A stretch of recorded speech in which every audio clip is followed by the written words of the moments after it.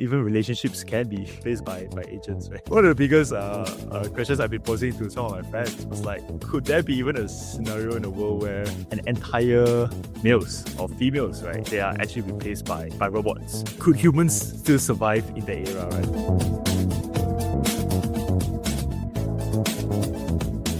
Hey everyone, welcome to Unchained, your no-hype resource for all things crypto. I'm your host, Laura Shin. Before we get started, a quick reminder, nothing you hear on Unchained is investment advice. This show is for informational and entertainment purposes only, and my guest and I may hold assets discussed on the show. For more disclosures, visit unchainedcrypto.com. Did you know that Figure is giving away $25,000 in USDC? They're a decentralized digital asset platform for earning, borrowing, and lending. Download the Figure Markets app using our link, figuremarkets.co/unchained-DP. Deposit into their democratized prime pools and earn about 9% APY paid hourly while you enter. Every dollar you keep in for 25 consecutive days counts as an entry. Again, the link is figuremarkets.co/unchained-DP for full details. If crypto taxes feel overwhelming, you are not alone. That's why Crypto Tax Girl, a team that's been helping crypto investors since 2017, is offering $100 off on one-on-one crypto tax help.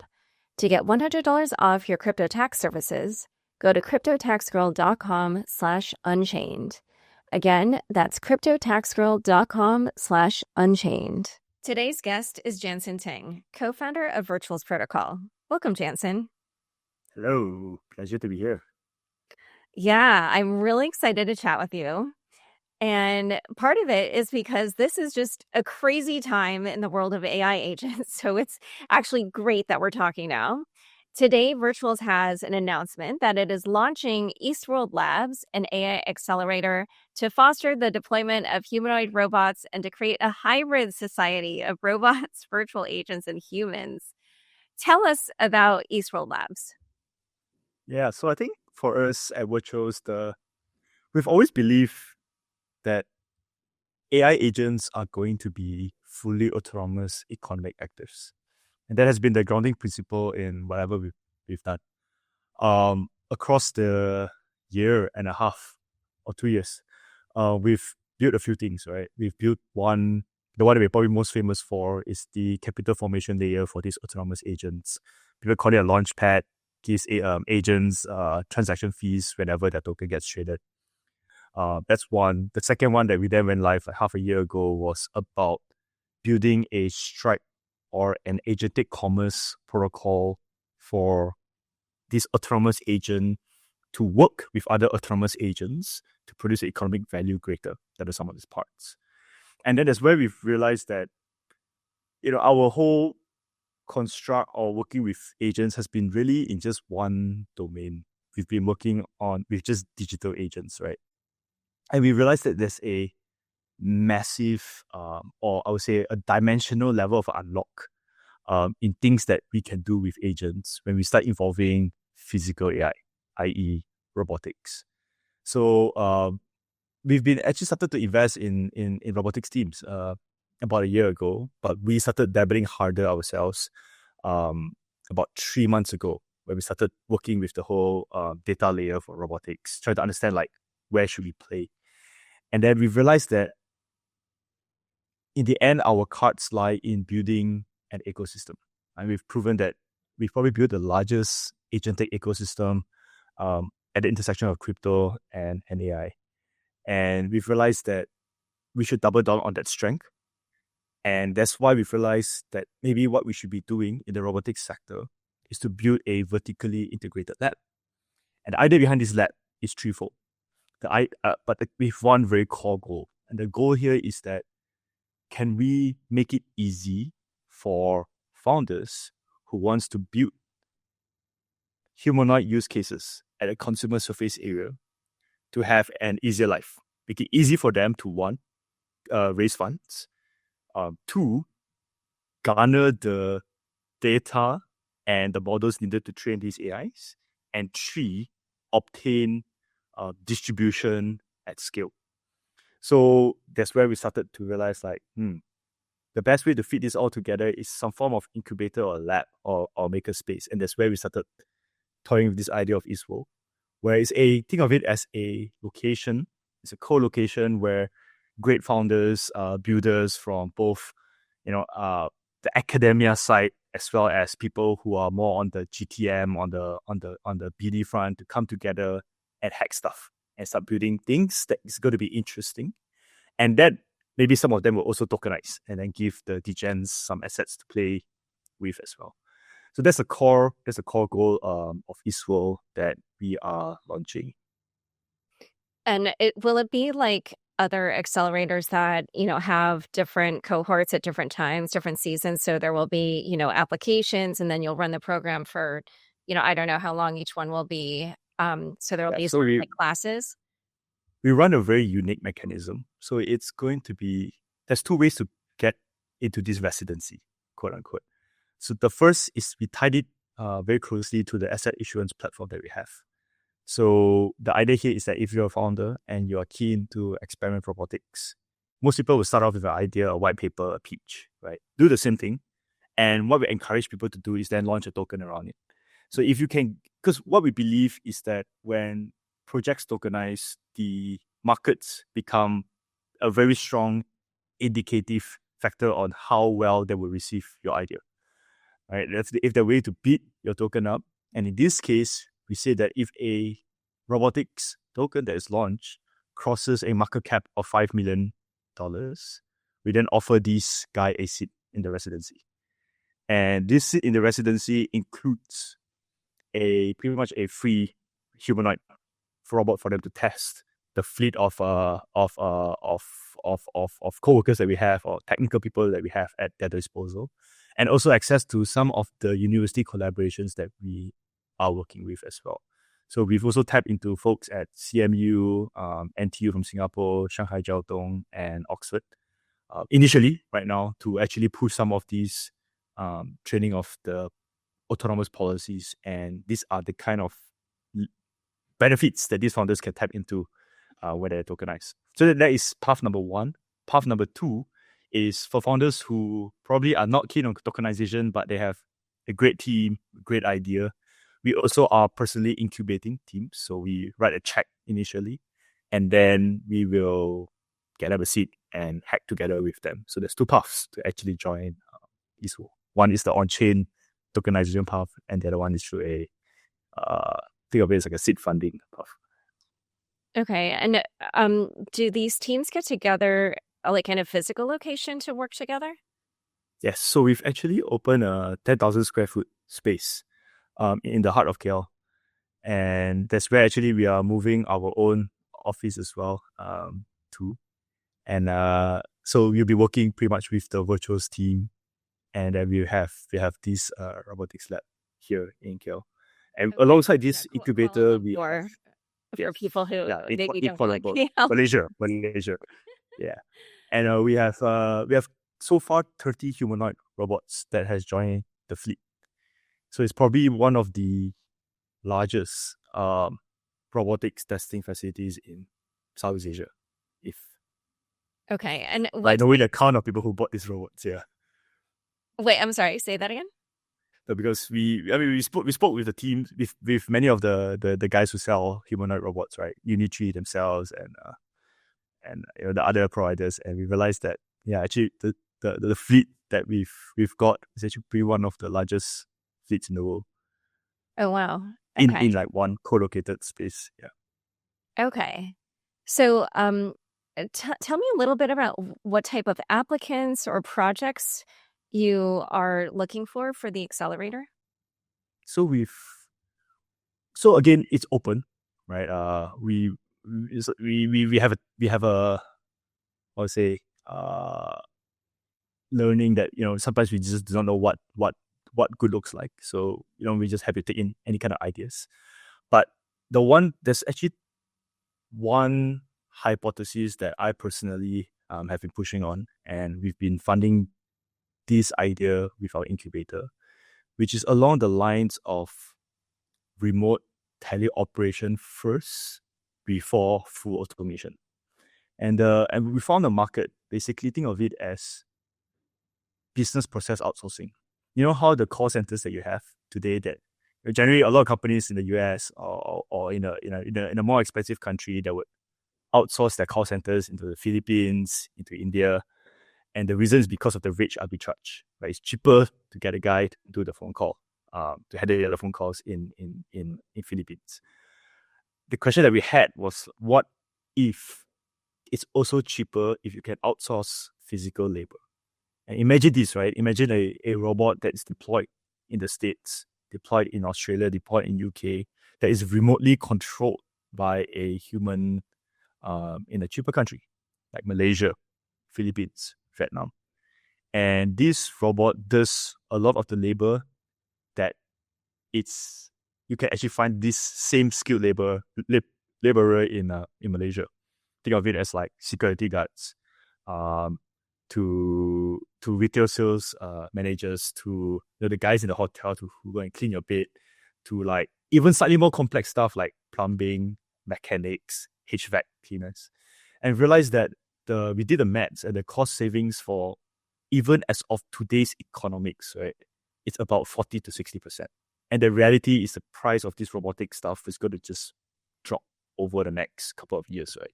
So we realized that there's going to be this initial gap in the market where teleoperation can start making commercial use cases as of today.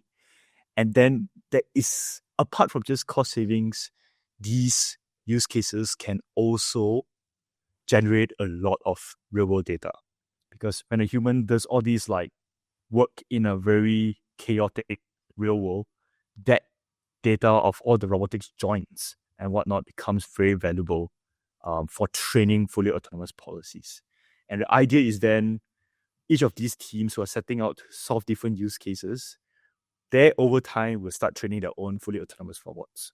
So then over time, they will self-replace their own business model of a human teleoperation to then fully autonomous operations. So what we've been then doing is we've been funding use cases at like this. If you draw a 2x2, on the one axis is how much wage arbitrage you can capture. So places where, let's say, for example, a plumber in Australia is paid like $180,000, but a plumber in Malaysia is only paid like $10,000, right? So that's an insane wage arbitrage. So that's one axis. On the other axis is the need for a humanoid form factor. So again, like, in a factory, for example, that where every boxes are equally squared, you actually do not need a humanoid. It's not the best form factor to serve that use case. But let's say plumbing, for example, everyone's house pipes are built different. The shape of a toilet is built for a human to actually access it. So these are those places where a humanoid form factor actually would thrive. So we've identified like 10 to 20 use cases already, where in the near term it makes sense, and we've been funding this. Give you a few examples to be very concrete, right? Think of it as like retail sales, restaurants, the guys who do the back office stuff in a hospital, the people who go and autoclave stuff, carry all these equipments around. HVAC technicians, plumbing, mechanics. So these are a few areas that we've identified that we see a lot of value capture with this like initial robotics BPO. Okay, wow. So something that I need to understand. So you said that you have this fleet of 30 humanoid robots. Are they all the same, or are they like different? Like, are they specialized in some way? So they're all the same. They're the max spec Uni 3 G1s, which are pretty much the top of the best robots in the market today because they're the most dexterous humanoid robots. Yeah. Okay. They can pretty much backflip. They have hands that can grab things, hold things. Okay. And I guess like the other thing is, so in some ways you're talking about, like, I just want to understand the teleoperation. So you're saying that maybe there's a robot that works like, let's say here, let's say like in the New York area, but it's controlled by somebody in Asia. Is that what you? Okay. Yes. And so basically they're like replacing a plumber. They go around to different places and they'll fix your toilet. Correct. Oh, okay. So, I guess like, yeah, tell me a little bit about, how you think that will work. So let's say I'm a person living here in the US and where am I going to find this, robot plumber? And then tell me about the whole. There's gonna be a few I would say forms of how this might play out. Again, this is very early, so things might change, right? The one of them would actually be, think of it as every household might even just purchase their own humanoid robot to store at the house. And then the idea is that this humanoid robot might have different users, right?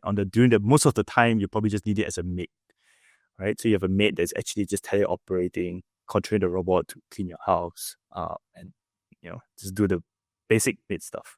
And then one day you realize that you have a broken pipe, right? Something gets stuck in your toilet, and you need an actual plumber to go and do it. So instead of calling a plumber, you just need to switch the operator. So it's the soul of the robot gets replaced, right? So a plumber comes in instead into the robot, and then he then fixes pipe. If you need to go and cook something at home, a chef enters the soul of the robot. So it could be one robot with multiple souls that different teleoperators that comes in, or it could just be a service, right? Like when you need to call the robot to get a robot delivered by taxi to your house, and the robot comes and fixes your house. So I mean, there's a few ways you can see this thing operating. Yeah, I mean, honestly, the first one where it's like I have my own personal robot and then they do multiple different things for me, that feels more like easy to adopt. Instinctual to me. Yeah. But then it's like then they're not making money for anybody. It's just I have paid them and they're saving me money, maybe is how to think about it. So like then I guess it's a little bit because like where you started is you have these virtual agents and then they are out in the world like doing things and they're engaging in commerce, whereas this first version is more just like I'm just a consumer and I'm buying. Yes. Okay.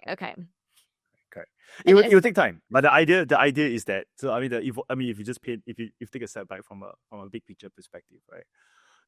Today this is the extent of what these robots can do, right? And that's why the teleoperation is honestly it's not the sexiest story, but it's the work that will get us the largest amount of data to start building autonomous robots. So that will be a year. That will be a year and a half from now, right? And the idea is then you actually start needing no humans, probably just one human supervising a fleet of 20 or 30. And most of the work is actually done fully autonomously a year and a half from now. And I think that's when the each robot can start potentially be its own economic actor. And that will be the dream, right? And honestly, that's why we named the lab Eastworld. It's actually a call out to Westworld, the HBO show. I'm not sure if you watch that show. No, I haven't. It's a theme park. It's basically a theme park where the NPCs or the non-playable characters in the park are actually intelligent humanoids that look like humans, and then the humans go in and then they live a life in that story with robots, right? And then that's the idea. The idea is that there will be a world where these robots will become autonomous and they own their own economic sovereignty. But we need to lay down the foundational steps to get there. So these are the whatever we spoke about was like step 1, step 2. Right? Yeah. Okay, so can you tell me what those robots would cost? Because there's probably a calculation that people could make about whether that's gonna, like, if they were to purchase one, whether that would actually save them money or just be very expensive. Yeah. So the max spec G1 today costs about $60,000. There's a maximum spec. So but the ones that you actually can tweak the hardware, and then they have like fully autonomous, like dexterous hands. The cheapest G1s in the market are, I think, $20,000. So it's becoming more and more affordable. But initially, honestly, I think the first adopters of these, because even $20,000 is still a lot for a household. So we will likely see a lot more POCs with probably commercial folks first, because they get a lot of more, I would say, marketing firepower. So a lot of the initial POCs that we've secured have been with retail sales, like hotels and stuff like that, because to them, apart from just saving costs, when I have a robot in my restaurant or in my hotel, it looks cool. It's going to attract more customers, so that we need to pay more for that. So I think that's probably where you see most of the adoption layer first, rather than like household retail people. So I'm sure you heard, or maybe not, I don't know, but shoot, there's been so much political unrest in the US. I'm blanking on when this happened, but there were some protests somewhere at some point in the not too distant past, where there were these Waymo cars that people were, setting on fire and doing all kinds of things to. And I just wonder, in the case of these robots, like especially in the case of like a plumber that's going around, if it's being remotely operated by somebody in a foreign country, even a different continent, what happens if, somebody does something to damage the robot or incapacitate it? Like, how do you deal with that kind of thing? Yeah, so I think it's an evolving thing. We'll probably have to learn along the way. But the idea is you probably will definitely have a team on the ground. You will have a operation team on the ground that will have to manage the fleet. Because I mean, robots will break. The parts will catch fire. They will have like a screw that you need to fix. Right? So you definitely need an operation team on the ground. And over time, the question is how more and more autonomous they can be. From be it the point of deployment to the point of where they execute the work. So yeah. But yeah, I know I would foresee in the next like year there'll always be some form of human oversight. Be the guy who actually just fetches these robots around, or some form of like surveillance system. But the beauty about these mechanisms, even as of today, right, is actually you probably can see those videos online where robots, they can actually defend themselves. You as a human, you probably don't want to fight a robot. I mean, this is quite funny, because when we got our first shipment in to our office, this was like 4 months ago, and we were just testing it in a WeWork, and we didn't know how what to expect of it. Right, it was the first time like really working with a G1, and then we did like some controls that made it roll, and he did some kung fu moves. And the space was so limited that we all had to jump away from it. And then he started smashing into like our computers, and he was like flipping tables. Like it felt like, like he could just stand up and an entire table would just flip behind him, right? So that the kind of strength in their servo motors is pretty powerful. So I don't think people want to mess with them if they know that these robots can actually react back. Yeah. Okay, interesting. Well, one other thing that I wondered about was, just hearing you describe that they could replace all these different types of human workers.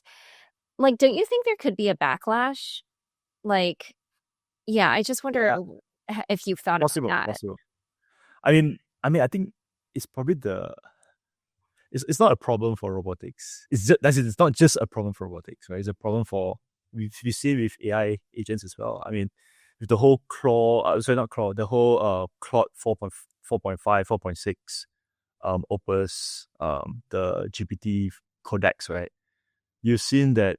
I mean, we've seen it themselves, even in our company, that some of the junior engineers' job becomes quite redundant. You'll be like, like a product manager can actually do the work instead of needing, and plus a senior engineer, you do not need your junior devs anymore, and you start seeing jobs getting potentially replaced, and that's already for white collar workers, right? So I think there will definitely be a whiplash. But it's not going to be just directed at humanoids or robots alone. It'll be directed against the whole AI industry, right? Like, yeah. But I think that's a question for governments to solve, right? Sometimes, I think a lot of times we can't do it. We can't solve everything. I think I'm on the camp of like, we just bring innovation and we speed it up, and the world will just adapt to these innovations, right? All right. So in a moment, we're going to talk a little bit more about, what these robots can do and how they're going to work. But first, a quick word from the sponsors who make this show possible. Want a chance to win $25,000 in USDC? Figure, a platform to earn yield, borrow against crypto, and access lending markets, is running a $25,000 USDC sweepstakes tied to their democratized Prime product. Here's how it works. Download the Figure Markets app using our link, figuremarkets.co/unchangeddp, deposit into a democratized Prime lending pool, and leave your funds there for 25 consecutive days. Every dollar equals one entry, so $1,000 equals 1,000 chances. While your funds stay in the pool, you're also earning around 9% APY, paid out hourly. To learn more and enter, go to figuremarkets.co/unchangeddp, which is also available in the show notes. If you're looking for help with crypto taxes, Crypto Tax Girl is offering $100 off for Unchained listeners. They provide personalized crypto tax reports and returns, and spots before April 15th are limited. /Unchained to save $100. Once again, the link is cryptotaxgirl.com/unchained. Back to my conversation with Jansen. Actually, before we move on, I did want to ask one more piece on that kind of like crime aspect, which is, could there be security issues with the robots? Like, what if somebody remotely directs their robot to perform a crime? Like, would it be easy to trace it back to the human that, was controlling it? I would think so. But I mean, there's two parts, right? One is, can the fleet get hijacked? I mean, the idea is that we build proper systems in place for that not to happen. But in the reality of like people controlling robots and performing crimes, it's actually possible. I mean, like, yeah. I mean, in fact, it's no. In fact, actually, you can make it even not traceable. Oh no, actually no, I know how they can trace it, because I mean you can hide all your digital tracks, right? I think that's quite easy. But the part that you cannot hide is how did the robot got imported into the country, right? Who was that, or who gave these bad actors access to the robots? So it's slightly traceable. I mean, but it's going to be a whole like robotic cybercrime unit coming out in the FBI. Yeah, we're laughing now, but who knows in 5 years. Okay, And that's why you need to have these innovations to happen, right? Because now if everyone has a robot, their robot security guard can protect them against another robot's crimes, right? So it's like an antivirus and a yeah. virus. So, well, that's assuming everybody has a robot. So, anyway, okay. So, as you talked about, like you have these robots, but some of them will get specialized. So how are you training them? Talk about how they'll kind of like learn their tasks. Yeah. So today, we are collecting data in two forms, which is actually one of the verticals of Eastworld, which is this like massive data lake, right? And the idea here is, one, we've actually created incentive systems for people to submit.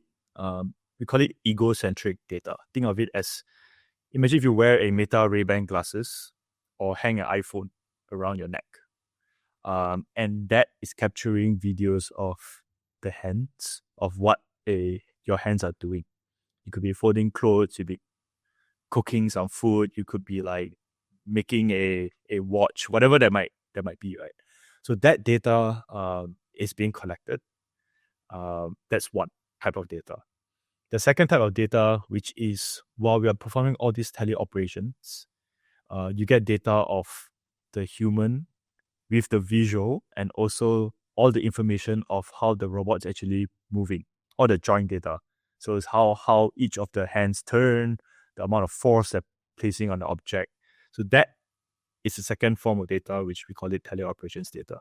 So these two data sets, we pretty much house it in a lake, right? Because there'll be different teams that we are working with. Every team that we fund and everything that goes through Eastworld as a whole will basically start contributing data to this lake. And the beauty is then we hopefully become one of the largest robotics data sets for teleop and ecocentric, hopefully in the world. And then this becomes also potentially a moat or a reason for more and more residents to come in, because then they get access to this data layer to then train their autonomous policies and then go to market with that. Okay. So, now let's talk about kind of how this is going to combine with everything that Virtuals has already been building, because obviously you have the tokenized AI agents, the virtual ones, you have, ways for them to like fund themselves on chain. So talk a little bit about what tokenization adds to the physical robots or vice versa. Yeah.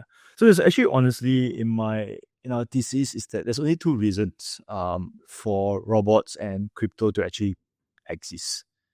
And the intersection of these is one, crypto acts as a tokenization layer, i.e., if a team wants to build a project, they tokenize, they get attention. The attention they get around a token benefits them in two ways. One is that they get direct economic value, because when people trade the tokens, they get a tax out from it. That can be quite significant. We've seen projects raising like 7 figures in funding from just this taxation mechanism. So that is one reason, right? And the second, and the part of this reason as well is the attention flywheel, because when holders hold your token, they become advocates for your project as well, right? They might actually be your users. That you sell your first 10 robots, they might actually buy it because they hold a big bag of your tokens. They want you to succeed. So I think that has been the clearest crypto PMF, at least that's what we've seen also for a lot of digital agent projects. The second bit, which is probably not something that's here yet, but it will come, which is basically blockchain as that coordination layer for robots. Think of robots again as like code, right? They're machines. And for machines to work with machines, the best way is to use smart contracts, right? And this is pretty much what smart contracts were designed for, right? And this is what we'll probably see, where like, if I'm asking my robot to work for me, and if my robot is in a restaurant being a chef and he's cooking stuff, right, and then he needs to deliver that food to customers out there, he needs to call a fleet of like drones or sidewalk robots, right? That commerce or the interaction or coordination would likely be best performed through the blockchain or through smart contracts. So I think that's probably the second reason for robotics and crypto to coexist. But for now, I think for us, we'll focus a lot more on the first part, tokenization portion. I think that's get the kind of flywheels of attention and capital for founders. And then hopefully more and more of these will become more autonomous, and then we start seeing the smart contracts part of crypto becoming adopted by robots. And then one thing I wanted to understand is, so when they're making money, does all of that revenue go to the owner of that robot? Okay, so there's no value accrual to like the virtuals token holders in any fashion? No. So I mean, there's two parts, right? Virtuals take a small piece of that transaction. So when we charge about 1% of trading taxes on every token that is issued from the platform. The devs they own 70% of that 1%, and Virtuals as an ecosystem collects 30%. So 30 bips of every trading activity feeds the Virtuals treasury. So that benefits Virtuals ecosystem as a whole. We use that money to grow the ecosystem, but there's another benefit for virtual holders, which is every project today that launched in the ecosystem is an airdrop. About 3 to 5% of the token supply will be airdropped to people who hold stake virtual tokens. So think of it as like if I'm a virtual holder and I stake my tokens, I perpetually get every asset that's being issued on the virtual platform. Okay. So, we have talked a lot about the robots. We've talked a little bit about how it interacts with virtuals, but this is actually the first time you are on the show and that we're talking about virtuals. So why don't you tell us, kind of fill in the backdrop of everything that's happened with virtuals, since you burst onto the scene back in 2014 during those token terminal days, and you've developed a number of things along the way. Some of these things we've mentioned, like the agent commerce protocol, which powers the economy.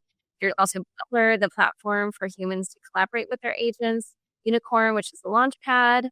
Some of the technical developments are you added the X402 payments protocol. For listeners who missed it, we did an interview on that in the fall. It was super interesting. And then recently you launched this virtual revenue network. And I think, part of that had to do with the OpenClaw thing. So yeah, just talk a little bit about, the different developments and really what has been like most surprising to you or most interesting as you've been watching your creation out in the world. Yeah, so I think it all started when Truth Terminal and Goat had that run in 2024, right? And then there was a spelling error by the AI. I'm not sure if you remember then. And then the Goat token crashed like 80% because everyone was like, oh, now there's actually a human, right? It's not a true agent.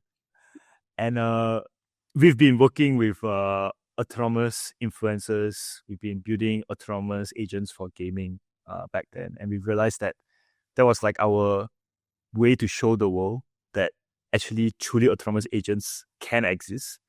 So then that's where we actually entered the market, right? We built this. We brought Luna in, put her on Twitter, and people saw her terminal of a brain.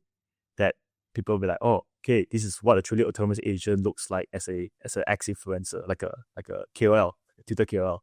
And then we gave her control of a crypto wallet. I think we're probably the first in the world where an autonomous agent controlled a crypto wallet. And I think people got quite mind blown because they realized that if an AI can control money, they can exert influence. And that's where things started flying, right? All people got inspired. They built their own versions of autonomous agents. AIXPT came to the scene, and then the launchpad started flourishing. So I think that was step one, right? Step two is then we realized that we had so many of these agent builders, agents, and the diversity of different types of agents, and we realized that we started to see specializations happening. Some agents were focused on like being a strong crypto KOL. Some agents were focusing on chain execution. Some agents were focusing on like yield farming. Some agents were doing other stuff, right? Entertainment, healthcare, and whatnot, right? And then we realized that what if these agents can then work together? So we tried to bring them together, and we realized that there was a ton of issues that agents face when they just try to work together. And when we were brainstorming, one of the guys came out and said that, hey, why don't we utilize smart contracts, right? Like, isn't smart contracts designed for no human in the loop trustless execution, right? Code can trust code. Then we realized that, yeah, actually it makes sense. So that's where we started coming up with the paper for the agent commerce protocol in February last year. This was way before people like Google did the whole A2A. They published their standard like 2 months later. So we were probably the earliest in the industry. But then, so across the year, we've been basically building different use cases. We've been trying to build different, I would say, minimal viable clusters of agents working together. So we did that in like June, July, August. And then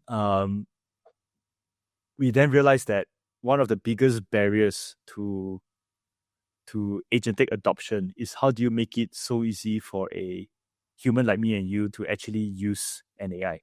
right? Because a lot of times, a lot of these usage are all hidden behind like complex. Even like today, even OpenClaw, for example, right? It's a complicated thing, right?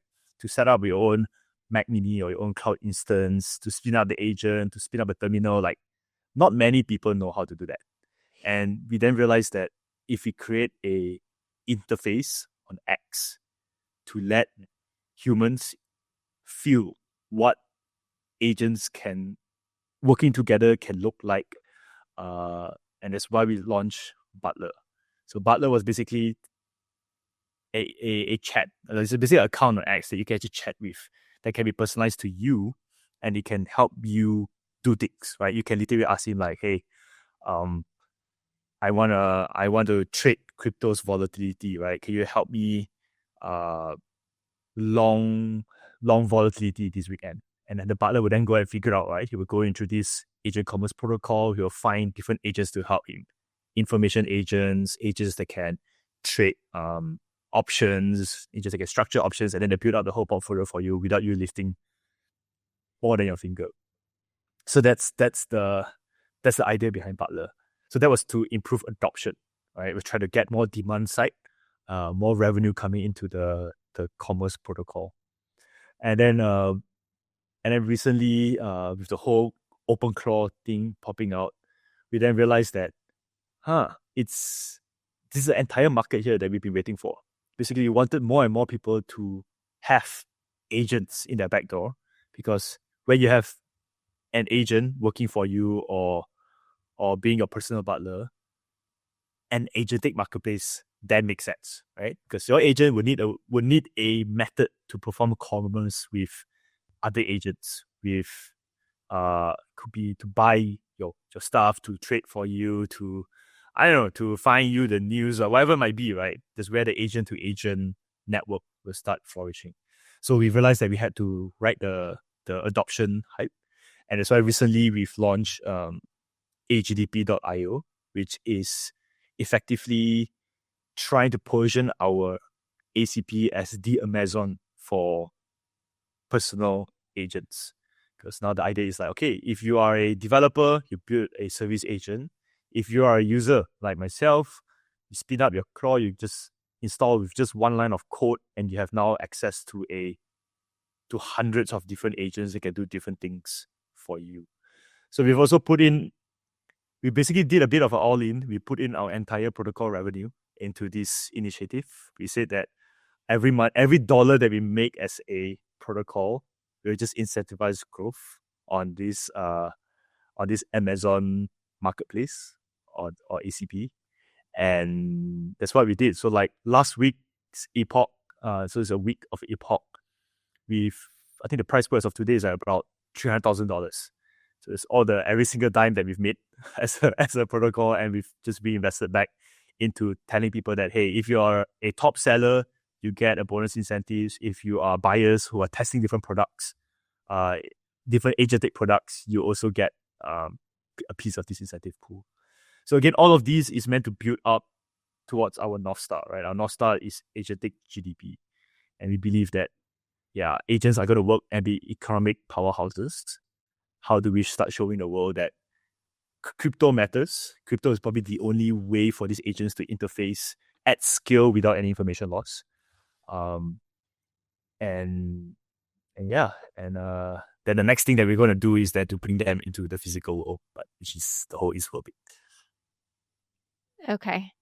So, as you were mentioning, you've been watching this OpenClaw mania that's been taking off. And I wondered, I saw you announce plans to integrate OpenClaw with ACP. So I guess, like, to me, that says you don't necessarily view it as competitive. Like, how do you think about OpenClaw? Because think of it as like, I think the best analogy is we are building a Stripe. OpenClaw is building Shopify. And Stripe will become only became a $1 billion company because Shopify existed. Shopify allowed everyone to build an e-commerce website.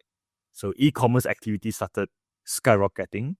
Stripe became that payment layer for e-commerce. I think of it that way, right? Or the economic layer for e-commerce. and that's why Stripe did well. So for us, stuff like OpenClaw is valuable, very valuable, because it puts agents in the hands of more people. Hence, there'll be more buyers and also more sellers on ACP. Okay, so essentially, you're kind of building more like the Rails. They're building something where it'll be more the users. Yeah, I mean, just generally, it feels like you're offering what is not only a very competitive space, but there is kind of like a big race, in so many ways.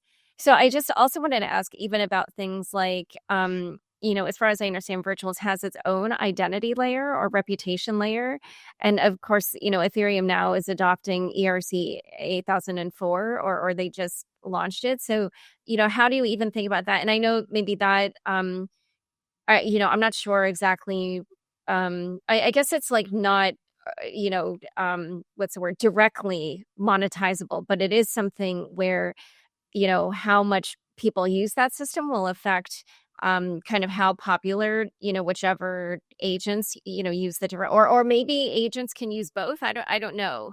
So, So how actually, do you even think? I can give clarity. So in fact, so when we built out ACP, we were thinking of actually just covering the entire end-to-end, because back then there was no player or provider, right, into the market. Then folks like X402 came out as a potential payment mechanism for agents or code. And then Ethereum came out with the 804. And in fact, what we've done is we've actually integrated them. I think one thing I want to put a note out there is that ACP is built, honestly, with a goal to be a public good. Right now, you actually can fork the contracts that we've built and use it. And we are actually in works to try to work with some bigger foundations to really push for open sourcing the entire agent commerce protocol and letting devs contribute to it as well to grow. So it's again designed as a public good. And you can see, like when X402 came out, we were one of the earliest to support and to integrate them. I.e., we let agents use X402 to pay for the jobs created on ACP. And if you look at X402 scan today, I think probably we're the largest facilitator on X402. And then when 804 came out, we were also there to support them. We actually worked very closely with them until today. And in fact, we uploaded our entire registry of agents to populate their registry, which I believe is going to be good, right? I mean, we work in a very open way. I think for us, where the value capture comes from, it's mainly from being a largest two-sided market. Because with all these infrastructures coming out, even integrating them, ACP as a whole is going to be a public good, right? And what we then build is, think of it as like a facilitator or like a infrastructure on top of ACP that we then take a small cut. We say that, okay, if you want to use Butler, for example, it's convenient because we sponsor your guests. We make it easy for you. If you want to be a seller on our facilitator, we sponsor the gas for all your wallets and your transactions. We've built in a couple of extra value add, like escrow agents that can actually insure your transactions, stuff like that. So all this value add that we bring in will allow us to command a bit of a fee structure on top of this ACP infrastructure, and that's where we get the value accrual. Yeah, but honestly, the way we look at it is the more people build in this sector is going to be good. I think mentioned this a couple of times before on many interviews, where I think back in the days, right, when we first came out, there were a lot of competitors in the space, like folks like AI16Z, there's a bunch of other launch pads. I'm not sure you guys remember Eliza, OS and whatnot, right? And my answer to people was that those were in fact direct competitors, right? These are infrastructure builders, so we tend to like just build together. Those were like direct compete for attention folks. And my answer was that the more competitors are in the space, it just means that we're doing the right thing. The most dangerous thing that we are doing is we are building something alone, and only we care about the problem. Means it's a problem that no one cares about. And that's going to be more dangerous, right? It's better to have like, couple of competitors, couple of sharks in the ocean. That's how you know there's actually fish in the water. So yeah, that's our sense.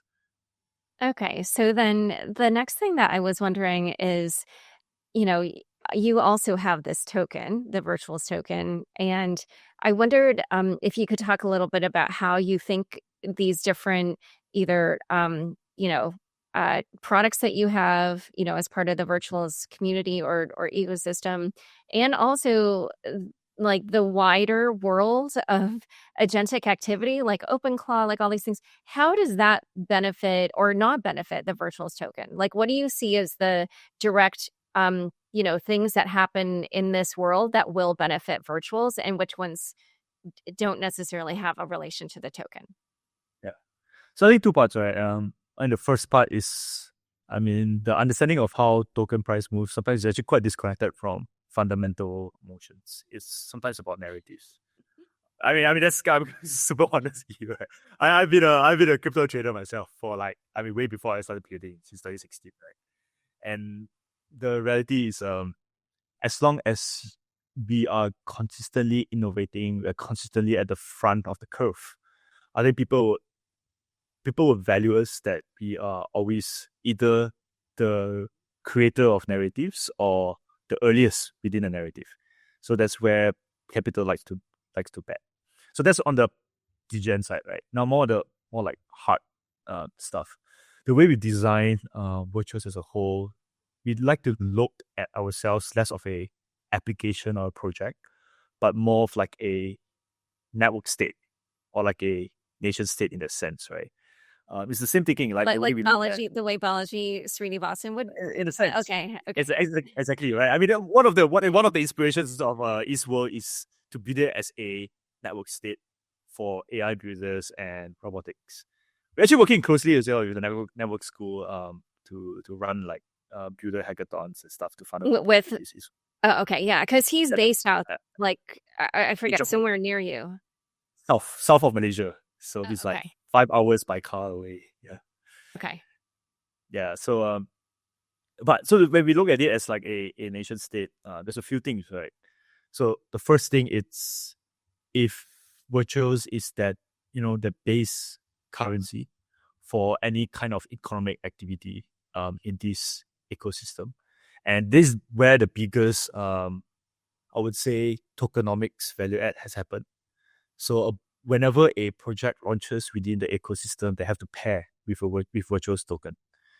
And what it means is that if more and more projects come in, there will be more and more liquidity pools that has virtual paired with them. If there are a few of these tokens that become unicorns, it will basically drive up the value of virtual tokens as well.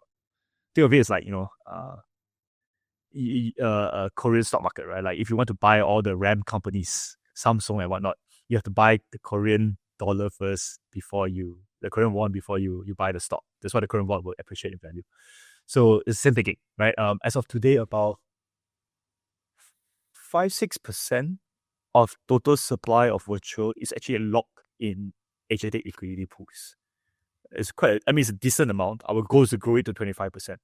So that will just create natural supply crunch, hence more pleasant price action, right, on the token. So that's one, right? And then the second thing is we look at it as as a nation state, you charge taxes for activity that's happening in the nation, right? When ACP is happening, there's a tax that is running, and those taxes are then kept in the treasury, and it's going to be redeployed for growth to get more citizens in, to get more agents in, more robots in, right? So that's how we think of the value capture of virtual tokens. Okay. So I did want to ask one other thing that's kind of more just what's the word, like inside the plumbing of virtuals, but I'm sure you took notice of the fact that Base has announced plans to create its own stack, move off the OP stack. Virtuals is primarily on Base, but I did see you've also added Solana. I don't know if maybe there are other chains, but I wondered, if the Base plans were going to, affect virtuals in any way. Like, are you going to plan to stick around on Base, or, generally, how do you think that move will affect you? So I think we've been one of the first projects base, honestly. Like we've helped base generate activity. We've benefited a lot also from base and Jesse and the ecosystem. So I mean we don't see ourselves moving away from base anytime soon. But there is a big question and I actually was speaking to Jesse about this like 2 days ago. And we were, because think of it, the agent commerce bit, they're all happening on chain. And on good days, it's fine, right? It's very cheap. But there are days where when Ethereum price falls like 10%, gas would just spike across every L2. And then suddenly our network stalls because gas becomes so prohibitively expensive that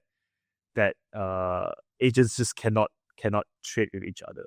So I spoke to Jesse about this. So we need to figure out like what is the solution, right? We've also explored a R&D work with a very interesting team who basically builds, think of it as like blockchain but not sequential. Because the problem with blockchains today, they're all sequential, right? Because like you need every transaction has to come after the next because you try to build a ledger. But for applications, maybe the sequential mechanism is not the best. So we've actually run an R&D pilot with a team doing that, but there's no concrete plans to either build a chain yet. So we still try to assess, as of today, base still fits. The idea is hopefully the basic can even compress their call data and the efficiency of the chain, and it's going to be better. So yeah. Wait, I guess I don't understand the part about not having it be sequential, because if it's not sequential, doesn't that create the opportunity for like financial shenanigans or exploits? Yeah, it's very true. But if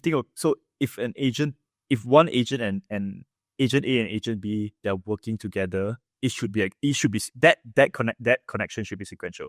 It's like we agree to do the job. Okay, there's an agreement put in place. You put the payment up. There's escrow. There's a delivery of the work, and there's the release of the escrow, for example. So that should be sequential. But if there's agent A and B working together, there's agent C and D working together, there's agent E and F working together. Nothing to do with each other, right? But for them to work with each other, they can actually be in parallel if their jobs do not interface at all with each other. So I think that's where we realize that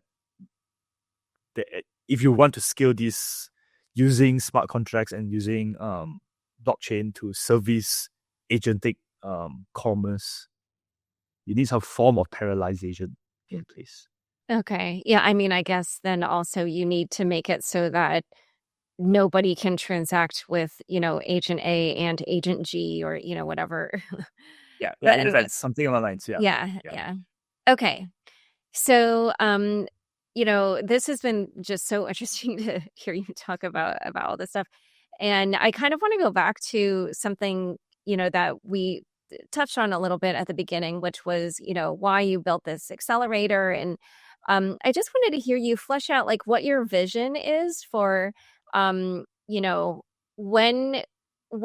obviously you're trying to foster this society of like robots, virtual agents, humans. So tell me, like, what does that look like? When this comes to fruition, what does our everyday life look like? I'll wake up and, I'll have a robot in my house, or just talk us through a day in the life. I think the idea is that in fact even relationships can be replaced by agents, right? And the biggest sorry, tangential. One of the biggest questions I've been posing to some of my friends was like, could there be even a scenario in a world where an entire I would say like either like males or females, right? They are actually replaced by robots. Right? Could humans still survive in that era, right? So I mean, these kind of questions that we even discuss or postulate on. But I think for me, where do I see the world going is as simple as like every stuff that you don't want to do, there's an agent or a robot that's there to do that work for you. If you don't feel like working, there's a robot that's going to make money for you. If you don't feel like cleaning your house, there's something doing it for you, right? If you don't feel like talking to, I don't know, your wife, you get a robot to replace it to talk to your wife. So my point is, Yeah, I don't know if the wife is gonna like that. If you do it well, it looks like you, feels like you. It's like Iron Man. Was it Iron Man? There's a few shows that do that. But my point is, people will start doing stuff that they want and that matters to them, and everything else becomes commoditized, free, and probably even below your conscious memory, right? You don't even think about it. So yeah, I think that's probably where we're heading towards. But I think one thing we've also realized is that there will be a collapse of the current economic models, like stuff that we know today.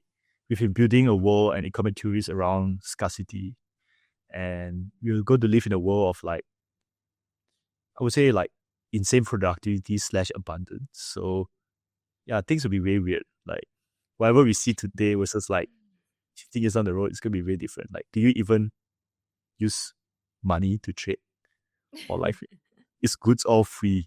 Like, yeah, that's probably a bigger question for to think about. Okay. All right. So to wrap up, I just want to make sure that we hit on details for any potential applicants to the accelerator.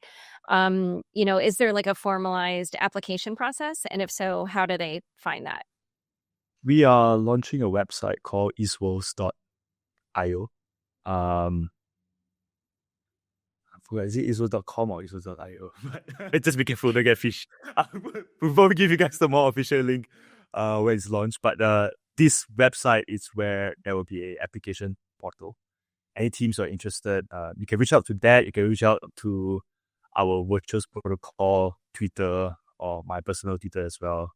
And we will have a chat. We have an entire ventures team that looks into great founders. We have an entire BD and ecosystem team that onboards founders into the ecosystem as well all the time. So we would love to welcome you. So if you are a builder, be it a digital agent or if you're keen to build on the humanoid side of things, yeah, let's go and do some cool stuff together.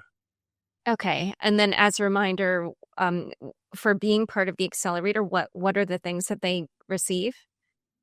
Yeah, so as part of the accelerator, there is going to be a free access to humanoid robots. There's going to be one dedicated per team. There is going to be access to research labs. So if you don't want to train your own VLAs or policies, we have people across different universities doing that for you. And the last bit is you get to work with us in person. So I think that's going to be quite fun. Okay. All right. Well, just last question. So for you, what do you view as success for the accelerator? Like, what metrics will you be tracking? For us, it's at the very near stage, it's going to be a number of great projects that come out of the accelerator. So think of it as like the next, having a unicorn or having a couple of projects that will reach $100 million market cap. That will be near-term success. I would say longer-term success is seeing the robots that are being built in our incubator appearing on the news across the world, right? People will be like, hey, look, we have this restaurant being fully automized by robots, right? And these guys are part of, the Eastworld accelerator. That I feel it'll be something to smile about. Okay, great. Well, thanks so much for sharing. Where can people learn more about you and Virtuals and the accelerator and any other links that you want to share?